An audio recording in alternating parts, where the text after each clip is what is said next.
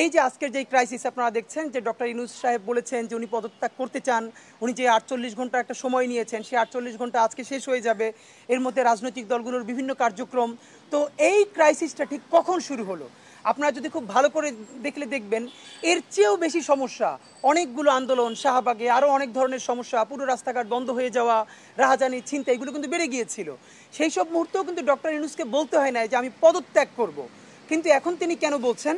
তো আপনারা দুটো ব্যাপার খুবই স্পষ্ট দেখেছেন যে আমরা পুরো বাংলাদেশের মানুষ যেভাবে আওয়ামী লীগ নিষিদ্ধের ব্যাপারে নেমে এসেছিল, সেই আওয়ামী লীগ নিষিদ্ধের ব্যাপারে নেমে আসার পরে আমরা 10ই মে শাহবাগে আন্দোলনের ফলে, শুধু শাহবাগের আন্দোলন না, সারা বাংলাদেশের মানুষ তাদের অঞ্চলে আন্দোলন করেছে এবং সরকার বাধ্য হয়েছে আওয়ামী লীগকে আপাতত তার কার্যক্রম নিষিদ্ধ করতে। আপনারা জানেন এই বাংলাদেশের মধ্যে অনেকে যেরকম বলে ডিপ স্টেট হোক বা অন্যান্য স্টেট হোক, আওয়ামী লীগের শুধু আইকনটা এখান থেকে পালিয়েছে, ফ্যাসিস্ট আইকনটা। এখানে তাদের পুরো এস্টাবলিশমেন্ট, সেনাবাহিনী বলি, পুলিশ থেকে বলি, বিউরোক্রেসি থেকে বলি, এবং খোদ আমাদের উপদেষ্টা পরিষদের মধ্যে পর্যন্ত তাদের এস্টাবলিশমেন্ট রয়ে গেছে, যারা কোনো না কোনোভাবে নেগোশিয়েট করবার চেষ্টা করছেন যে আওয়ামী লীগকে নিষিদ্ধ না করে বরং কিভাবে তাকে দলে ফিরিয়ে আনা যায়, নির্বাচনে ফিরিয়ে আনা যায়। এর প্রমাণ হিসেবে আমরা উপদেষ্টাদের মধ্যে বক্তব্য দেখেছি কখনো গুড আওয়ামী লীগ, ব্যাড আওয়ামী লীগ, এই কথা নিয়ে তারা বলতেন। তারা নির্বাচন, ইভেন ডক্টর ইউনূসও কোনোভাবে বলেছেন যে নির্বাচনে তারা আসবে কিনা এটা জনগণ সিদ্ধান্ত নেবেন।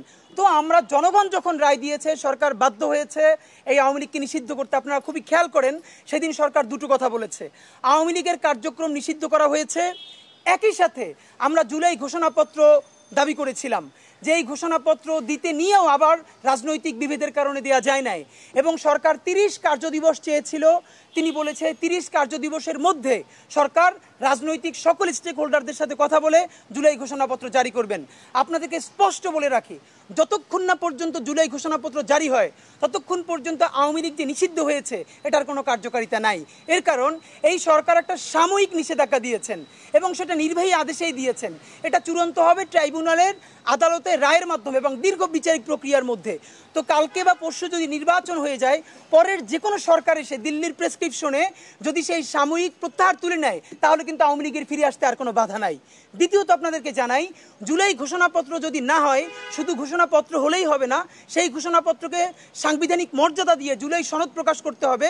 সেটা না হলে ঠিক সিপাহী বিপ্লবে, এই বিপ্লবে অংশগ্রহণ করার অপরাধে আমাদের হাজারো লক্ষ, আমাদের বাবা, আমাদের ভাই, আমাদের পূর্বপুরুষ জগন্নাথ বিশ্ববিদ্যালয়ের সামনে বাহাদুর শাহ পার্কে তাদেরকে গাছের সাথে ঝুলিয়ে শুধু ফাঁসি দেওয়া হয় নাই, দিনের পরে দিন তাদের লাশটা ঝুলিয়ে রাখা হয়েছিল যাতে ব্রিটিশদের বিরুদ্ধে আর কেউ কোনোদিন আন্দোলন করার সাহস না দেখায়।